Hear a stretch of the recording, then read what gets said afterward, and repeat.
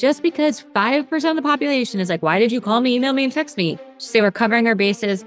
A lot of people have different communication styles, and I needed this. I want to make sure it got to me today so that nothing happens to your policy. It's a quick and easy turnaround. All right, we're here to talk about how to give good insurance customer service. And this is one of those topics that is a little tongue in cheek for me because so many agencies I talk to said, oh, we give good service. Or most importantly, the frontline team says, well, we give good service. And I've always struggled with this concept, like really, really, really, really in my depths of my soul struggled with this concept. And most of the time, I struggle with it for one reason. The biggest reason is how do we define good customer service? When I think about me versus my husband or my mom or my best friend, we all have a bit of a different definition of it. So when we talk through this and we get to a place where we identify what this looks like, I stop and say, one, either the agency has to define clearly the service that they're going to give, or they need to do something far more difficult, which is to get to every customer and ask them. Now, one key thing that I think is important is as your agency identifies that ideal customer, we need to shape our service around what's important to them. So, for example, if you love in personal lines, writing growing families with two working parents, flexibility, texting, proactivity might be the most important to them. Plans for when they have youthful drivers or a scholarship program for the local high school, maybe internships. These are all tailoring what you do around the people you serve. And that's huge. Maybe if it's contractors, you open up an hour early for contractors who need certificates or give them online portal access. But without a clear definition of how we serve, 100% ends up happening is we sort of put our own definition of it. And in so many agencies, we're running a little, I call it crispy, a little short staffed. We're maybe not at our personal best right now with a hard market. So we think we're giving good service, but the customer on the other end of the phone thinks, wow, I'm not impressed. So the biggest things we need to do is understand, first of all, the importance of it. I have gone on national stages in this market and said one thing: nobody will remember what they pay for insurance in 2023. They don't remember in 2022. They don't remember in 2021. They won't remember in 2024. Now, they might be able to give you a ballpark estimate, but most people won't remember. Okay. And in a softer market, guess what people still had? They still thought they were paying too much for their insurance. So they won't remember that, but they will remember how your agency makes them feel. And this is probably one of the reasons I obsess over zero backlog. When we tell a client, I'm going to get back to you Tuesday and we get back to them Thursday, that is not good service. Now, there might be a million things going on, but that is putting us at the center, not the client at the center of our interactions. And that's just definitely not cool. So we have to get to the place where we put the customer in the middle and we identify that we have to be running that model. Now, it doesn't mean you can't reach out to me and say, hey, I'm still working on it. Okay, great. Not a problem. But if we run a backlog, we miss those opportunities, we drop balls. Now, we may be doing the best with the resources we have, the tools we have, but that's not good customer service. Customer service takes our dysfunction out of it. I tell my team all the time, no client deserves to be involved in our dysfunction.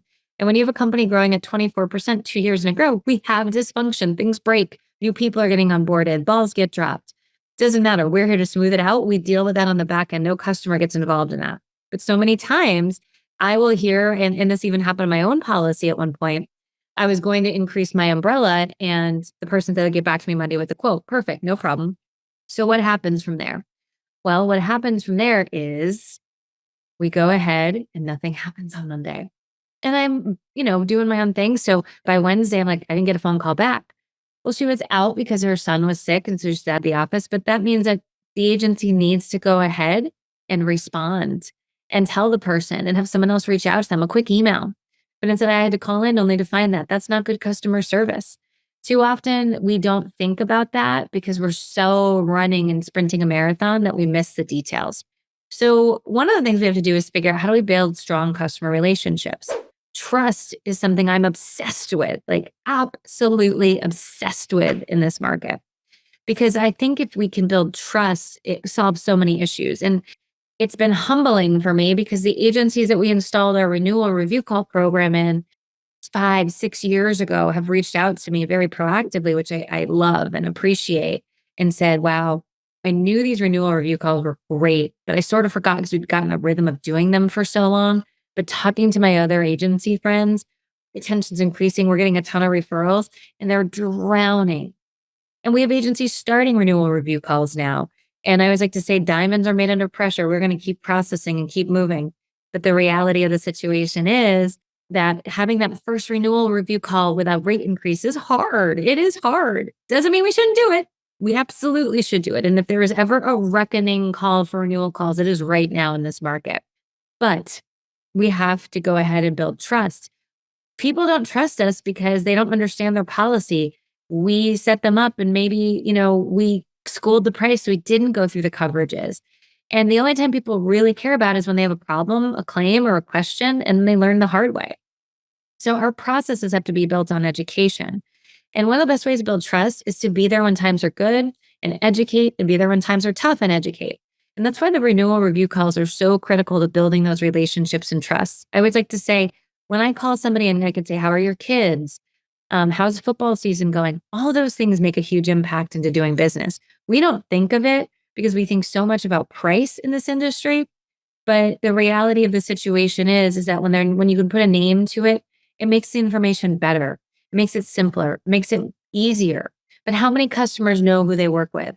How many customers are we proactively developing relationships with? It's not that many, and that's the challenge. So the next step is, in order to give wow service and how to get best service, we have to have effective communication strategies. And this means, please, people, and I'm doing a 3-minute video on this. So if you guys want to show it in one of your team meetings, I super recommend this. Okay. Pick up that video in our blog. The blog on this one is examples of good customer service and insurance, 3 ways to wow your customers. So pick it up and show them this video. And it is what I call pick up the damn phone. In insurance, for some reason, we love email. We love to hide behind our technology, like as if that's the only thing that exists, and it's not. And it's ridiculous, to be honest with you. I can't speak highly enough of what I call, the double hit, if not triple, which is you call, you leave a voicemail, people hear the tone of your voice, you send an email and a text. Now, some people will say, oh my gosh, the person's going to think they're stalking me, and I wouldn't like that. And I said, you know what? You need something in order to get wow customer service. Your follow up and follow through has to be spot on. If I got 3 of them, I would think it's serious and I would hop on it. Just because 5% of the population is like, why did you call me, email me, and text me? Just say we're covering our bases. A lot of people have different communication styles, and I needed this. I want to make sure it got to me today so that nothing happens to your policy. It's a quick and easy turnaround. With today in automation, this is so simple to do and so easy. But here's the thing. The goal is to pick up the damn phone and somebody's on the other end. We talk to them. We talk to them with our words. Yes, that's right. Our wordy words. So I think that we have to be super cognitive of how we communicate. And that also means how much rapport building there is. There needs to be just enough. This is a Goldilocks principle, and people struggle with this. I listen to a lot of recorded phone calls, and sometimes I'm like, holy macaroni, I've heard about the weather, the price of rice in China, every grandkid, every health ailment. And we have not talked about insurance, and we talk about how busy we are and we can't get to anything. You need just enough. This is still a professional call. You got to think of a doctor. A doctor doesn't sit in your room and start put the feet up and grab a cup of coffee. How are you doing today? No, they have other patients to see. And honestly, who wants to sit half naked in those little things anyway? Nobody. Now that you know I want to get out of the room. I just want to leave. So we have to have effective communication strategies. And I don't know why, but we struggle with this a lot in insurance. Whether it's fear or just time, different generations communicate differently. The comments on making sure that we communicate effectively and efficiently is clear. That's being clear in our WOW customer service course, which I wholeheartedly recommend that everybody take. If you have a seat in our school, take the WOW customer service class. Start off January with this. It's huge. It's fundamental 101 basics, by the way, that even our seasoned veterans forget and our new people need installed in them. And so the WOW customer service could be done with a coach. It could be done on our school. You could buy the course outright, put every new hire through it. You have so many options with us, as you guys know. But how to communicate is big. We call it the NANA principle. We call slow down to speed up. The NANA principle, by the way, is talking like you would to your Nana. We talk about our two sentences and a question. You want to dialogue with people about insurance, not necessarily let me puke it up on you and then go from there. You need that dialogue. And that dialogue is so critical for trust and understanding and giving that wow customer service. Sometimes we have to think about how to handle difficult customers. In next week's podcast, next week's blogs, Bobby is going to actually handle that for us and talk how do we diffuse a customer? Insurance is complicated and people often have a heightened sense when they're talking to us. They're calling us because there's usually a problem or a question. And I know on my list of things to do, it's not always call my insurance agent and talk about my insurance. It's a little bit more tricky. So how do we deal with it with grace? Sometimes we think, oh, the customer's stupid, or how do they not know that? I was on the phone with somebody the other day and said, well, how do people not know when they don't get a bill? Like I've been in cancellation for not getting a bill. I had a workers' comp policy. I still have a workers' comp policy just for the record, but at the time we were smaller. It was a $500 policy. The company didn't have my box number. So I never got it. And I wasn't thinking about a $500 policy. I made the renewal review and I'm thinking my E&O is the big one. And, those are the big ones that come in. And this workers' comp policy kind of got lost in the mix. It was a different company. Anyway, long story short, agency provided WOW customer service and called me. And I know the whole idea of calling people not in non-payment status is very taboo. Every carrier will tell you not to do it. I believe in it because I believe you should do it. And the second you open your doors, there's E&O. If you can't figure out how to call people consistently, that's an internal process and procedure problem. Number one. Number two, we also need to identify the fact that if people are the frequent flyers of paying not on time, they need to go. And there need to be a policy and a strategy to say, one strike, two strikes, and you're out. You're on pay in full or EFT, which would you choose? And that's the end of it. But somebody who's a bad payer is always going to be a problem client, no matter how you slice it. But somebody like me who pays on time and is a one-time issue, we are literally doing a process to make sure that the lowest drugs of our society, of our book of business, don't get maintained while we're sacrificing wow customer service for our top. That's not cool. I build our processes around our best customers and let the rest of them go. Unless you're non-standard, then you charge for that. That's the other thing. We also have to think about how do we leverage technology? So I'm a big believer it's technology assisted service, not service through technology. People get this a little messy in their heads. This is still a people game. As much as we want to have insurance robots because it would solve our staffing problem brilliantly, we don't have them yet. And as much as we all want to be AI fiends, I use AI every day. It assists me. It does not do what I do. It does help me, on days I'm tired, think through some things. It does help me maybe do some outlines.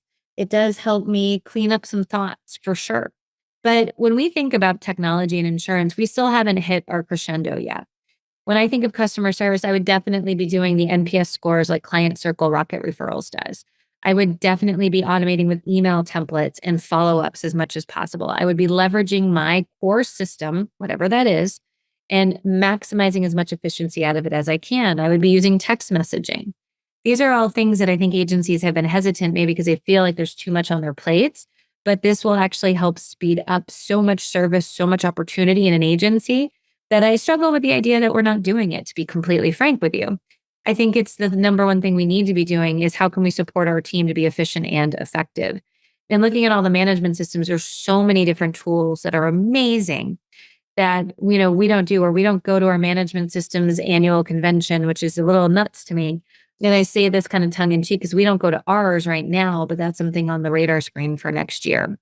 And ours also has sometimes huge celebrities speak at it, like Michelle Obama and stuff like that. So when you get outside of insurance, it becomes a little bit more innocuous. So I'm giving myself a little bit of a free pass, but I'm actually writing down right now the fact that we need to do that. How do we also have tips for consistent excellence, right? So again, people think about how they make them feel. And I think WOW Customer Service looks at thank you notes. That's actually a section in our WOW's Customer Service course, thank yous. Is it, when you find out that someone's loved one passes away, do we send them a sympathy card? Do we take the time on every call to make sure we brighten their day and we educate them on something new? There has to be a customer service philosophy inside the agency that everybody can repeat and knows the answers to. And that's what our WOW Customer Service course will bring you. But the best giving good customer service means the person feels good after that call, even if it's bad news. There's a couple of people I know in insurance, and I was thinking to myself, if I was going to get a terrible health diagnosis, I hope that they call me with it because they're just so good at that warm and fuzzy feeling, especially in claims. We can't get combative. We can't use insurance jargon. We can't just communicate via email. I think our version of good customer service, by the way, as a society, I can't even tell you, I was at the Iowa airport the other day and these two women had a line wrapped around eternity because it's, 6 o'clock in the morning. Everybody wants coffee. They're at the airport. You can't bring your liquids. So, and these two didn't care how many people are in line, didn't care how slow they moved, they just did one thing at a time. And I was just mortified for them. And, they didn't even look me in the eye to repeat my order. She wrote it down wrong. I was just like, you literally hate your job and hate people. And maybe serving coffee to airport travelers at 6 a.m. is not your calling in life. So I wanted to reach out to the business and be like, you just need to move on. These people were not killing it. And we're not greeting people with a warm, friendly smile. In an airport, you don't have a lot of choices. So maybe they don't care, but I'm not going to spend my, $12 for a cup of coffee and a muffin next time right there. It's just not happening. I will starve and I could use to starve a little bit. So it's fine. So that's our strategies on what you need to be thinking about with good customer service. Check out our course. I can't speak enough about it. I did it a few years ago. It's so true. And I think with so many things going on in this industry, the best thing we can do is figure out how to make people feel. And that Wow Customer Service course is $9.95. If you want to buy it outright, you'll own it forever. You could go to our school or reach out to us, and we will gladly help you with working with one of our coaches. A few other just little items here I want to make sure we go through. This is part of our examples of good customer service insurance, 3 ways to wow your customers. So check out that blog. We also have this month our free call grading download sheet. So if you want to grade some phone calls, if you record them, this is huge. Even if you don't record your phone calls, I would download it as like a guide. Did we use their name? Did we update the system? It's got a whole checklist. So even if you don't record phone calls, you could flip this around to just say, here's a checklist of everything we should do on a good service call. We also have our 10 process templates in case you need them. So maybe as you're going through Wow Service, you're saying, we don't have a process for this. We have 10 process templates that you can buy. They have videos, role plays, a guide of what to decide, and then how to build the process, and then a one-page graphic you can even edit in Canva yourself. And check out our online store. We have all those things. So yeah, check it out. Our podcast on Friday is going to be all about examples of bad customer service. So this is going to be like having a cocktail with your best insurance friend and talking about all the things you've ever seen. It's going to be a good, dirty, juicy one. So make sure you stay tuned. Thank you so much for today. We appreciate you. Make sure you like and subscribe and check out our online store as well as working with us. Take care, everybody.